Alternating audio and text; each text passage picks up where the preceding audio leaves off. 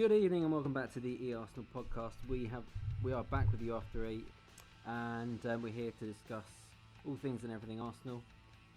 We'll talk about the Watford game, which was strangely, quite pleasant viewing really. I mean, not stressful in any way, shape or form. So we're clearly going to just gloss over that, probably. But we'll get to that in a minute. And with me again this evening to discuss everything on the agenda is Rob. Hello, Rob. Hello. How was your 2-week break? I say a 2-week break as if you went away for 2 weeks, but I mean, maybe you did go away for 2 weeks. Unfortunately not. No. It was pleasant. I mean, England played well for one game. We're gonna talk about England in a little bit. Just briefly.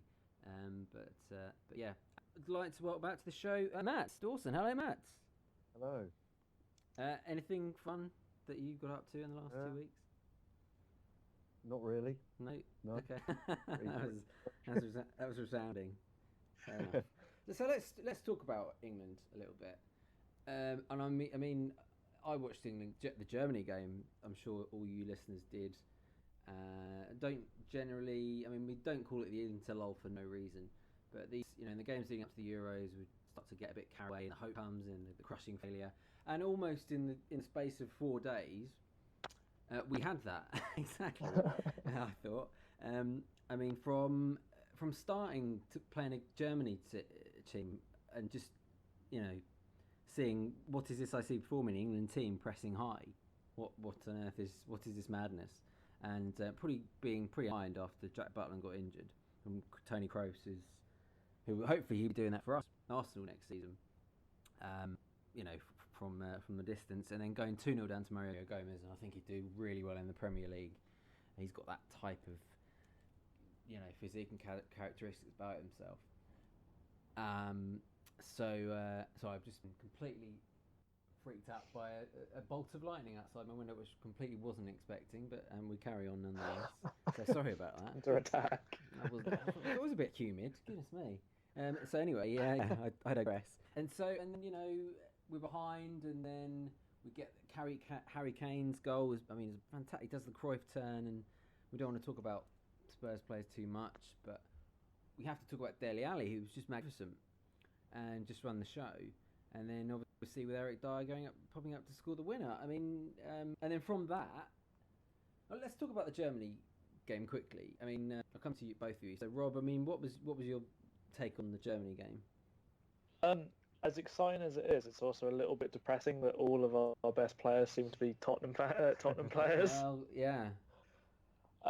Dele Alli, though, I mean, he is, I suppose, this year's Raheem Sterling, because I remember Sterling getting all the hype 2 years ago after a very good season for Liverpool. But I think, unfortunately, Dele Alli's got a bit more about him. I would say so as well. I mean, it was a completely different sort of looking England without him in the Holland game a couple of days later. He really looks as if he can run that front four for England, and that's pretty exciting for the summer.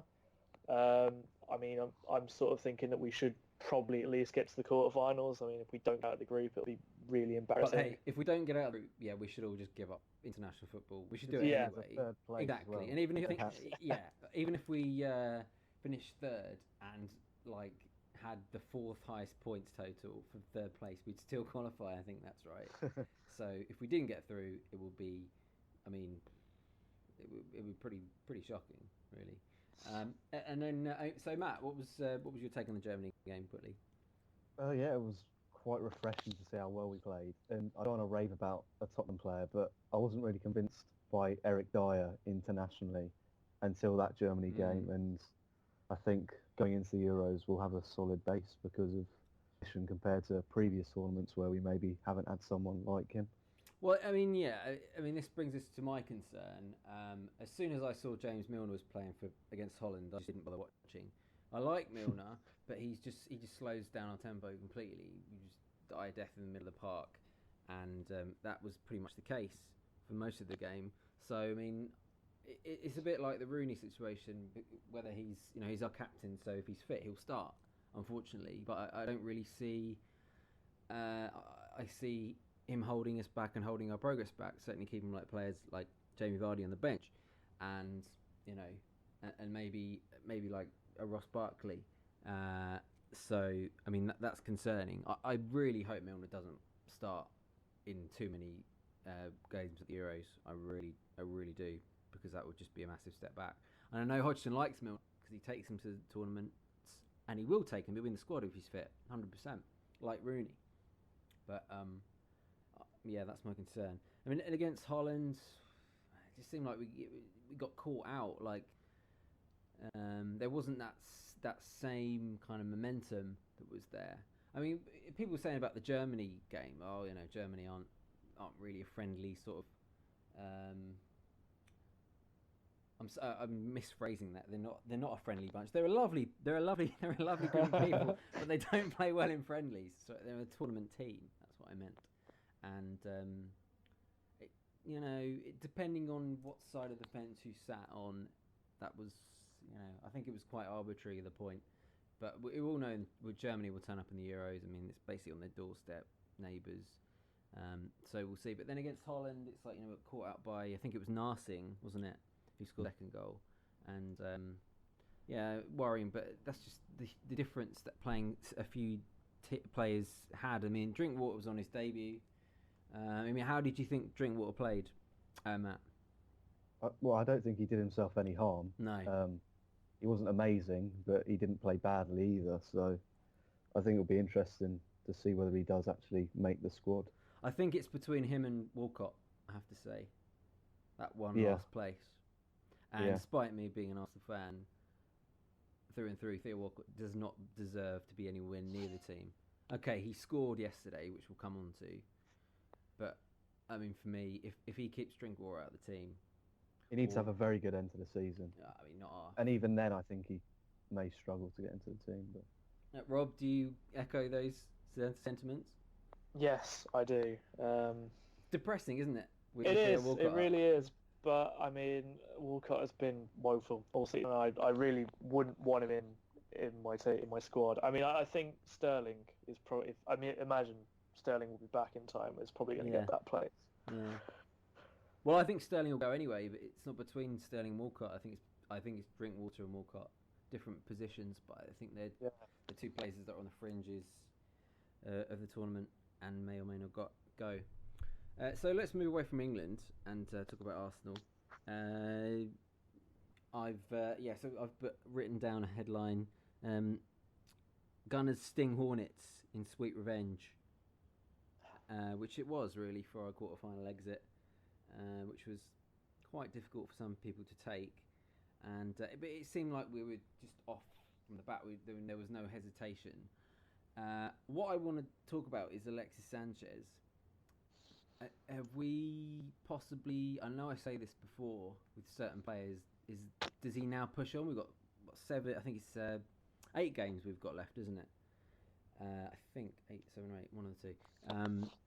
But now, like after he's I didn't really follow his international fortunes, favours over the last 2 weeks, but he seems to have come back, and it's like he's kind of like it's hard to explain. Like he's back now. Is this the real Sanchez, or I don't know. What do we think, Rob? Yeah, pushing him out on the right seems to have done quite well for him. I don't remember. Well, I say I don't remember. I don't know how well he did over the international break. I think they played Argentina, and I think it was a 2-2 draw, and he didn't score. Okay. That's all I remember from Chile's fortnight. Yeah. But I mean, if during one of the international breaks we got like his imposter come and be really crap, and then get injured and be worse when he came back, I think we've got the real one. That like the hostage has been released now. Yeah, I can see. I can see Alexis in a mask for some reason. Alexis Sanchez with like a I don't know a shy horse as his his sidekick, maybe, right? I don't know. But no, carry on. But no, I mean, playing him out on the right, I think a few people have said playing it on the left, he seemed to get a bit stagnant, and people almost seemed to know what he was going to do. So I think moving him across and putting Iwobi out there, it's definitely helped. I think actually Welbeck coming back had helped as well. I think he, alongside Giroud, who I like Giroud, but he slows the play down a lot more than having Welbeck in there. I think having more pacey players around Sanchez has been able to make his game quicker and up his game, and I think that was very much evidence yesterday when he scored one and set up another. Yeah, you mentioned Wobie. It's now 2 in 2 starts for old Alex. Fantastic stuff. I mean, we don't know whether this is going to be a flash in the pan, but it seems to me that in all the games he's played, he's either been man of the match or very close to a man of the match. I would say probably not yesterday, because that would have been, I'd say Hector or Alexis. So with Iwobi in the team, does this and the midfield duo of Elneny and Coquelin or Kokeni?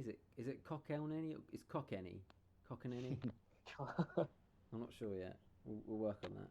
And with Ramsey now probably going to be fit for West Ham, which is a big game still. It's probably bigger for West Ham now after they being without Kouyaté as they will be against us, and dropping points against Palace. That's going to be a big game. I wouldn't have thought he'll start, but when he does get fit, if he does get properly fit in the run-in, does Ramsey drop out? I mean, because I wouldn't want Iwobi to drop out at the moment. Matt? I don't think you can. Well, you probably could bring him back in, but I personally wouldn't, because of how well we've been playing with the players we've had at the moment, in like Iwobi coming in and playing as he has, Elneny joining and being an absolute revelation since he signed. But yeah, because Wilshire's set to come back as well, isn't he, in a few weeks? So I mean, am I the only one is sighing at that? Am I? I clearly. The listeners of this podcast will know that I'm not Wilshire's biggest fan. I was, but now I can't stand the guy's attitude. And frankly, I read in Twitter, it's like, go back to England really quickly. It's like, Wilshire's going to be fit. It's brilliant. He's exactly what England need for the Euros. No, he's not. Get over it. It's like Theo Walcott. The enormous talent is there, but I think with Wilshere it's a bit different because he's younger and he does have, because of his injuries, he's not been allowed to properly grow.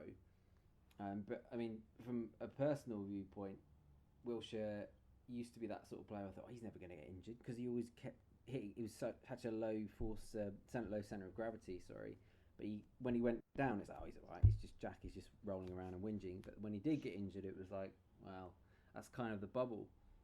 And people say, there was that game against Barcelona, it was amazing, and but I don't know.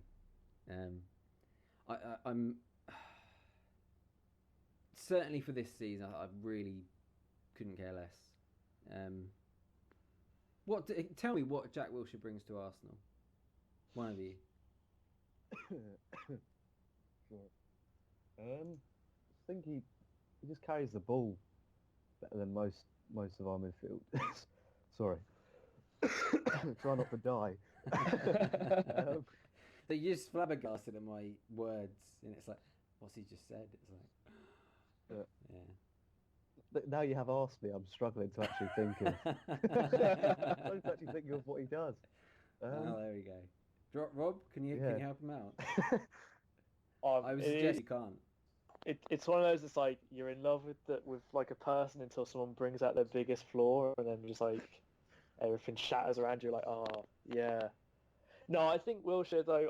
I've sort of touted him for that sort of. Before Elneny came along and was like amazing. I sort of touted him for that role again, alongside Coquelin and just being able to pick the ball up the back four and move it forward.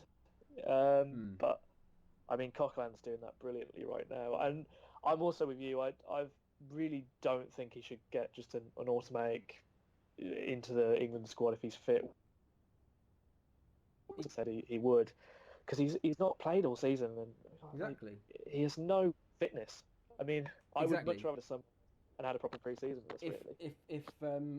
If Luke Shaw can't get into the side, and he's going to be fit, but then there's Louis van Gaal saying he's not going to be match fit, and he probably won't be until the start of next season, then why on earth will Wilshere? I mean, it's madness. Taking someone who might have an effect on a game, but largely, even when he is fit, I'm sorry, but he's just overrated. I love him for his hatred of Spurs, but that's, I mean, what he does on the parades is fantastic, but is that enough? I don't think so, really. Shall we talk about the relationship between Bellerin and his right winger, whether it's going to be Iwobi or Sanchez,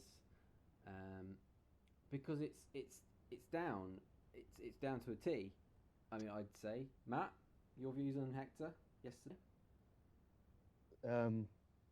Yeah, I thought he's getting back to himself again, because he had that sort of little injury, didn't he? And he sort of came back into the side. He didn't look as, I wouldn't say he didn't look as good as he has done. More recently, he started to rebuild that confidence again. And yeah, I think with Sanchez as well, he seemed to have a pretty good relationship going on with him on the right hand side, and he was allowed to get forward a lot because Watford weren't attacking.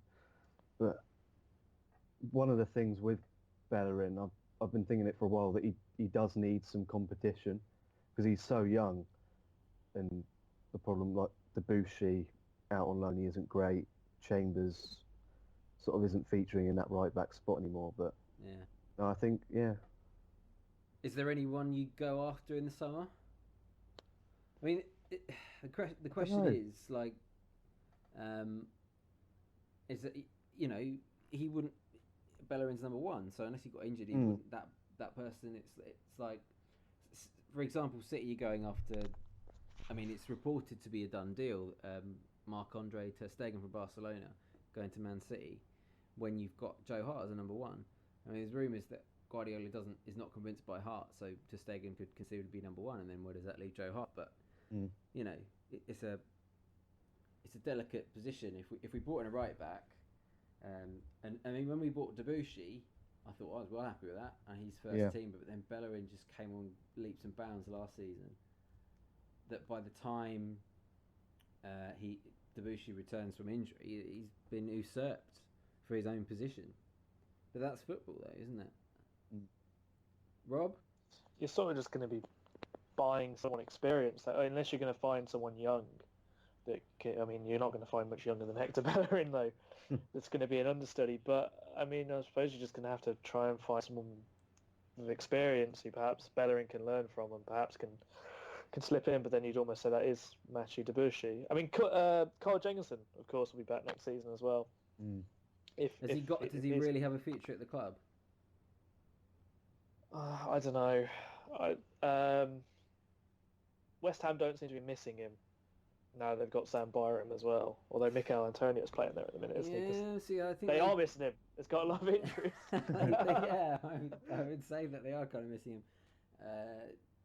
As you know, I think Byram's the future probably for West Ham, but I think he's still probably maybe a year away from really cementing that spot down. So, and obviously the prolific Carl Jenkinson that was at West Ham for a few weeks this season, that could be of some help to them.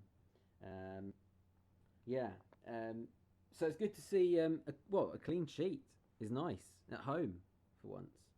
And as you said to me off air, Rob, is Ospina playing for a move away now, do you think? I mean, he's been brilliant since he came in. I mean, I think we were all a bit like, oh God, no, not Czech. Anyone but Czech. Well, not anyone but Czech, because just I don't know, take Rosicki's knee instead of Czech. But no, Ospina's been brilliant since he's come in to the point where it's like, oh, he's never been away, and how on earth did that massive comeback against Olympiacos happen earlier in the season? Because he is actually a really good goalkeeper. I've always said it. Yeah. I mean, just one error out of, I don't know, 30 games he has to play. Well, he's probably played more than that, but I'm just estimating. But I thought he was going to go because he didn't start the season obviously last season. And I thought, oh, the Copa Americas at the end of the year, he'll probably have a good tournament with Colombia and someone will come in for him. But because he ended the season, I think he kept him here. Although there was a few rumours he was going to Fenerbahce, I think, at one point. Yeah, it was Fenerbahce. Yeah. In the summer. Yeah, but I could see that. I mean, there's another Copa America at the end of the summer, or season rather. So I think he'll probably move on at the end of the season. Perhaps someone will probably come in for him, and Petr Cech You've will got come Chesney back to as come back though, as well, Oh, huzzah! which is Sing Hosanna, etc. Well, he's been vilified at Roma. yeah. Well, By he'll his get own, the door surely, won't yeah, exactly. Yeah, I mean, I don't know where he's going to go. Maybe he can go back to Brentford. Somewhere. You do a good job for somebody. With Ospina, with Ospina, I don't want us to get into a position where, like Fabianski's a very able number one, and as he's shown at Swansea, less so this season, but certainly last season. And Ospina could do a job as number one elsewhere, and I don't want to let that quality keeper go. But if Czech's our number one, then you need someone with some serious gumption to be able to stay on the bench and just get paid for not playing games. Maybe the odd cup game here and there, but and being as it looks as though we are going to get into the Champions League again, I would say, then yeah, it's another tricky situation. Another player I want to talk about is Giroud now. I'm not sure what kind of future he has at the club left. I say this because we're going to do a little bit of a... We've been saying this, promising this over the last few weeks, boys and girls. So we're going to hit the transfers. As had a pretty easy win yesterday, and is real happy. And let's kind of just look for the summer of hope, perhaps. Whether it's going to be us under Arsene Wenger or not, which now does look like it's going to be. Maybe giving him his last year, which I think that's probably right. So Zlatan Ibrahimovic has, I think I was just about the right said, he has said this week, and it was to Petr Cech when Sweden played the Czech Republic, and he said, "I want to move to London. I want to wear the colour red, a colour that represents passion, love, and energy, just like me." He was asked. To Palace confirmed. Well, yeah. I mean, sounds like a beautiful love story already. Oh, Adebayor and Ibrahimovic. So he said, when asked if he meant Arsenal when he meant a red London team, he responded, "Zlatan does not play for Leyton Orient." I'm surprised he knows where Leyton Orient is. That's pretty cool, I think. And well, they've got the Olympic Stadium in his way, but yeah, no, true. And there's more than just that. I know Henri reckons it's done. Some reports are saying that he wants £600,000 a week. Yeah. Is he the sort of player that you want to see? I know he's quite, as he proved against, he's still got it. I mean, scoring against Chelsea in at Stamford Bridge to knock them out. I mean, is he the sort of player that you'd like to see, Rob? I'm really on the fence about it, just because I just worry about not coming to England so much, but he's obviously getting on a bit now, and I just sort of think about. I think I said on the podcast last time that France isn't the most competitive of leagues anymore, and I worry that in the same way Falcao, I know he had obviously the knee injuries, which has really been a problem for him, came over and really hasn't done very well for Man United or Chelsea. I don't think Ibrahimovic has that. I think he's relatively fit player, isn't he? So I don't think that's going to. No, I'm not doubting that. I worry that he's going to be one of these players that lack of pace. Yeah. Yeah, really well elsewhere, and then they come to the Premier League, and it's a big. Well, it wouldn't so much be a big money move because it is a free, but it's a big move that doesn't quite pay off perhaps, and the move to the Premier League's come maybe 5-6 years too late. Yeah, I mean it seems to me like, or it's being reported that he's had a conversation with Petr Cech, and it might have sort of swayed the deal a little bit. I think there's a little way to go. I think. I mean, I'm like you a little bit. I think after he nearly made the move when he was, I think, 17 years old. I think it was. Was it 19 possibly? And there's a photo of Ibrahimovic with the Arsenal shirt on. So to see it come true would be kind of cool, but you know, it would be. We are slowly getting all the players we were supposed to sign about a decade ago. Yeah. So we got Cech, and we got Özil as well. Yeah. Two we missed out on. So maybe he's making up for it. Wenger. We'll get Messi and Ronaldo and Di Maria and all them soon, when they hit 30. Perhaps. Yeah. Matt, are you an Ibrahimovic fan? Are you a fan of Zlatan? I'm on the fence too as well, to be honest. I've never really liked him. I just think can you not like him? He's just an I don't. incredible man. I just don't really like him. I don't know what it is, but yeah, no, he's an unbelievable player, and I don't know how long he'd have left at the top and whether he'd actually do well in the Premier League. But I certainly wouldn't complain if he came in. But obviously there is that question of wages and how much he'll be on and stuff like that. But no, I'd definitely be an upgrade on Giroud anyway. Yeah, so in answer to my question, I mean, with Welbeck, starting at the moment as he does, and it might be that Giroud's tailing off, but which would be a concern for him with the Euros coming up in his home country, and with the likes of Lacazette to compete with. He scored over the international break, didn't he? He did, yeah. And it just seems to me like since he's had his child away, he's taken his eye off the ball a little bit. And he hasn't really seemed to. His motivation's dropped a little bit. So I don't know. I don't know if where Giroud stands in our future.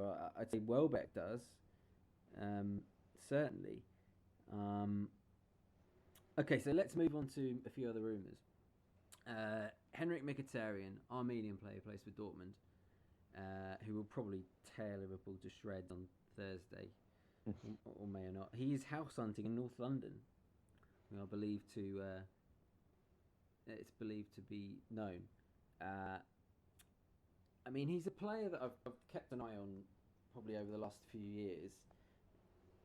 It's not really a massive move. It's not a particularly exciting move, but I think he can do a job for us. But the question is where in that front three. I'm not sure. If we're looking at a situation with Özil, Sanchez, Mkhitaryan, that looks pretty unbalanced to me. What is your your knowledge of Mkhitaryan, if any, Matt? I haven't watched him a great deal, to be honest, so I don't know that much. But yeah, you can tell he's kind of I'd say he's an Arsenal kind of type player, in a sense. But I don't know where he would fit into the team. Yeah. Completely. Well, that's the issue. Rob, can you fill the blanks in there? Not exactly. I know that he the combined knowledge of Henrik Mkhitaryan. There is not a lot to. Yeah, there's not a lot to. I tell you, whilst you're doing that, I'm going to get some stats up. So carry on. Echo that he seems very much an Arsenal type of player. I don't know. Özil's got that central hub of the team sort of position locked down. I can't see anybody really coming in and displacing him. So is he going to play on one of the wings? If that's really he is more one of his strongest positions. Yeah, he's more like a winger, but he's quite tall for that. So it doesn't seem like. It does seem like a square peg for round holes. Certainly at Arsenal, I would suggest. Let's look at some of his stats. He's been at Dortmund for 5 years. Obviously, he used to play Shakhtar. 3 years, I think.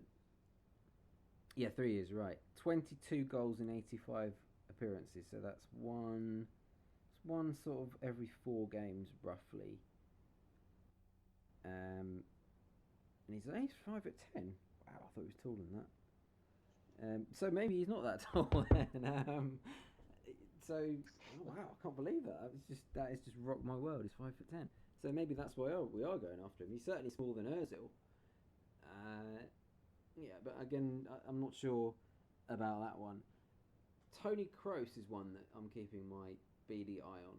He's a player that I'd absolutely worship. I would love that. We've all been talking about it at work a little bit, and it would just be amazing. But again, that would jeopardise Coquelin, would it not, Matt? Could they not play alongside each other? Oh, I does that think. jeopardise El Nani? Are we now Yeah. looking at a Wenger or a manager that's actually looking at a squad for the season? When I'm talking about this, I'm not thinking why on earth were we looking at Kroos? Where the hell does he fit? But I'm sure he would be. I mean,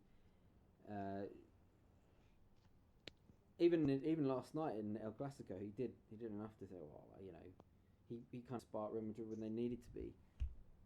So I mean, I just love him. His passing is just it makes me purr like a kitten when I see him pass the ball across the field. Rob, Kroos. I can see him next to Coquelin.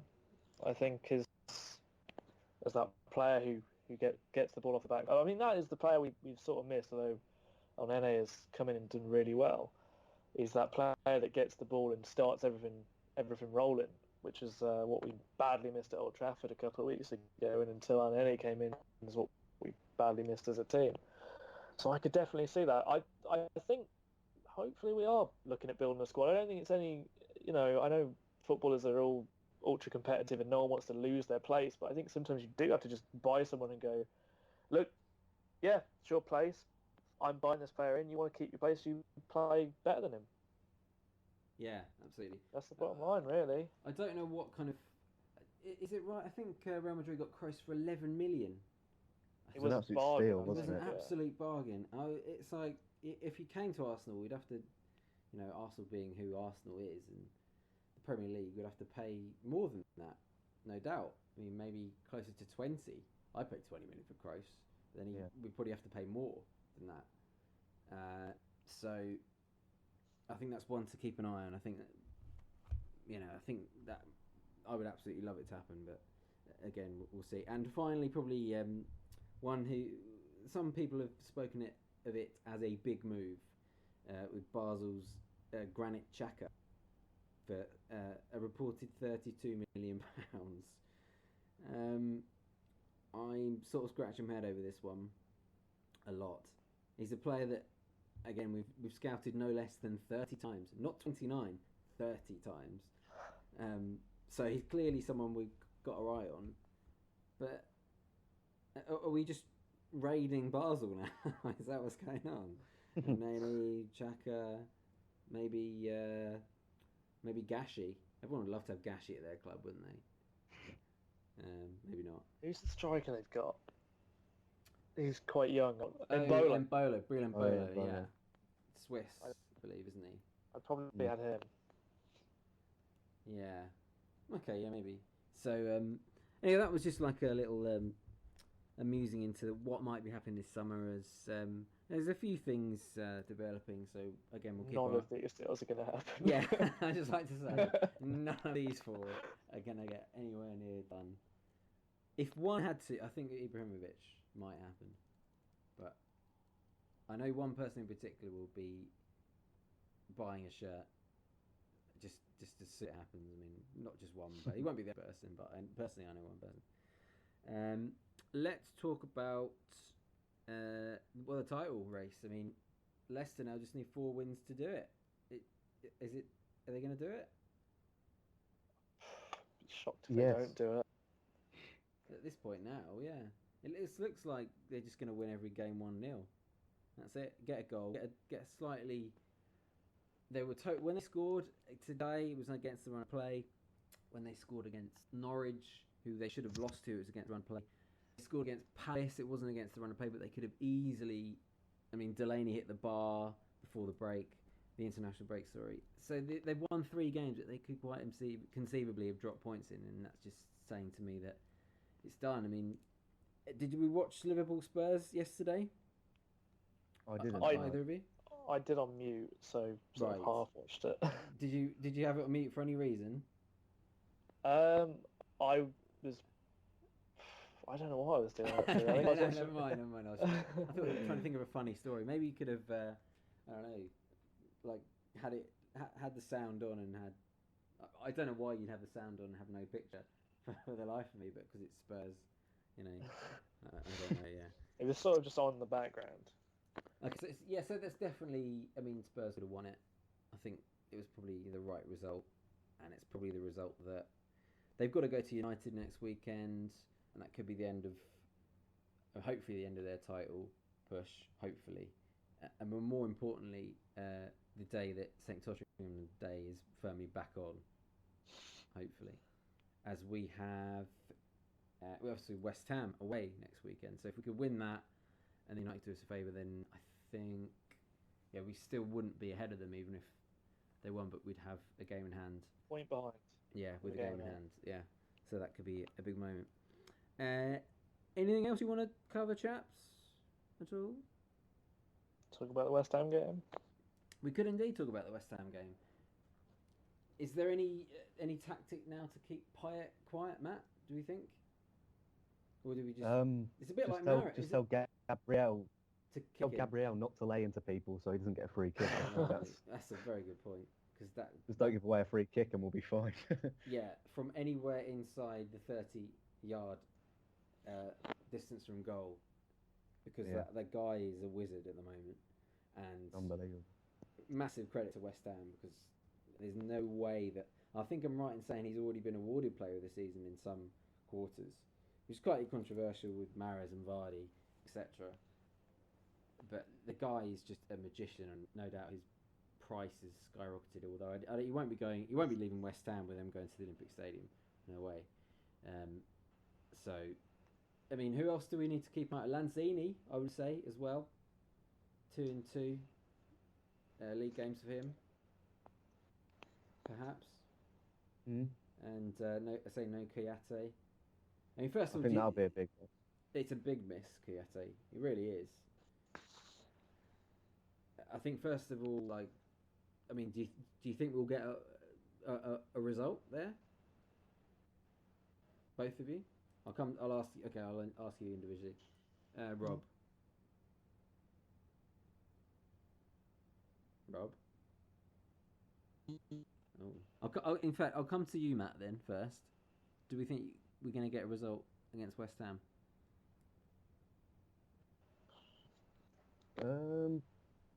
I think we can. With the way we've been playing recently, I think we've got enough to beat them, and with the way we've been playing, we just need to.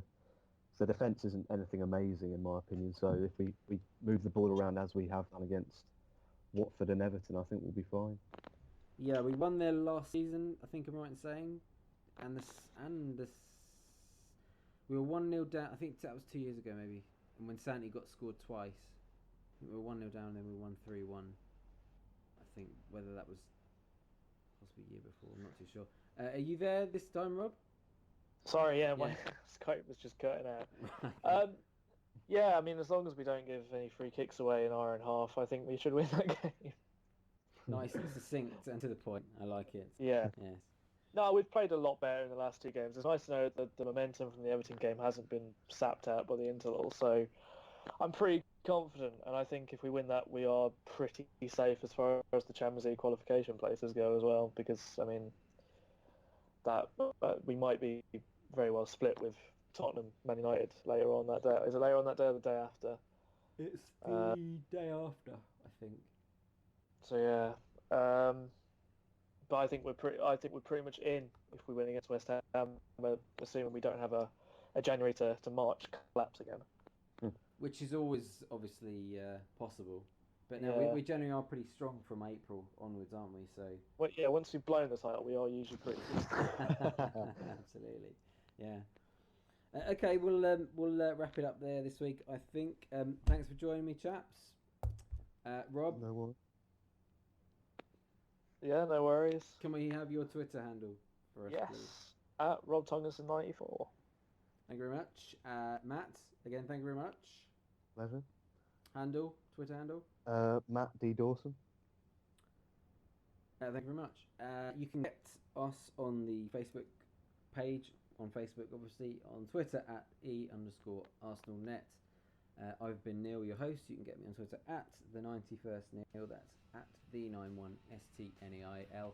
I should also say that we are all writing for Vavel.com, for all the best sports coverage and some great writers on there, so please do check us out. And thanks for listening once again, and we will see you next week.